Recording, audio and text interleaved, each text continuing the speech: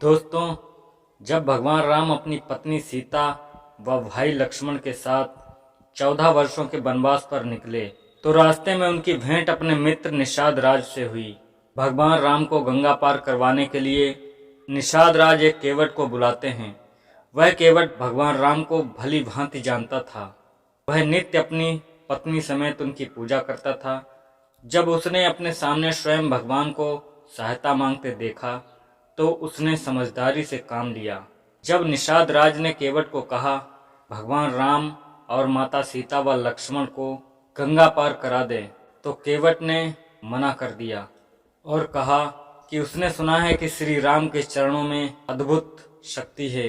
उनके चरणों की धूल किसी चमत्कारी जड़ी बूटी से कम नहीं है।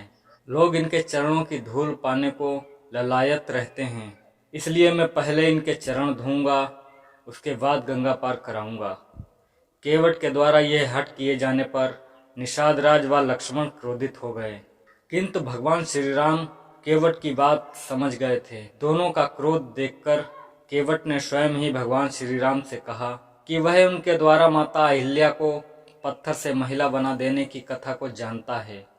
जब वे कठोर पत्थर को एक नारी में परिवर्तित कर सकते हैं तो मेरी नाव तो एक लकड़ी की बनी है। केवट ने कहा कि यदि मेरी नाव भी आपके पैर पड़ते ही किसी और रूप में परिवर्तित हो गई तो मेरा तो कमाने खाने का साधन ही चला जाएगा। उसने कहा कि वह अपना व अपने परिवार का भरण पोषण इसी नाव के सहारे करता है। यदि यही नाव नहीं रहेगी तो उसके जीवन का सहारा छिन जाएगा।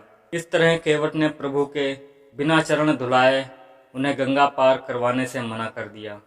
भगवान राम को केवट के हठ के आगे झुकना पड़ा। उन्होंने हाँ कह दिया।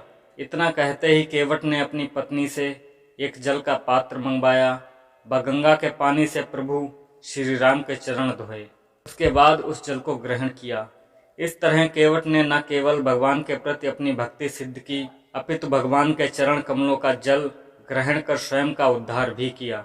इसके बाद केवट ने तीनों को अपनी नाव में बिठाया व खुशी खुशी गंगा के उस पार पहुंचा दिया।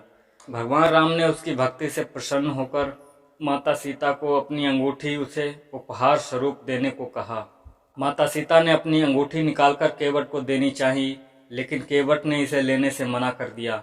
भगवान श्री राम ने इसका कारण पूछा तो केवट ने उत्तर दिया कि जो व्यक्ति समान कार्य करते हैं वे एक दूसरे से मूल्य नहीं लिया करते। जैसे कि एक नाई दूसरे नाई के बाल काटने के पैसे नहीं लेता, उसी प्रकार एक केवट दूसरे केवट से पैसे कैसे ले सकता है।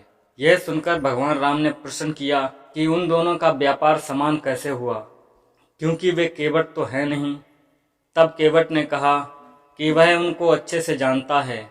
वह इस मृत्यु लोक में केवट की भूमिका निभाता है, तो वहीं भगवान श्री राम मनुष्य को जीवन मृत्यु से मुक्ति दिलाकर भवसागर की नाव पार करा देते हैं। केवट की इस बुद्धिमत्ता से प्रसन्न होकर भगवान राम ने उसे मृत्यु के बाद मोक्ष प्राप्ति का वरदान दिया।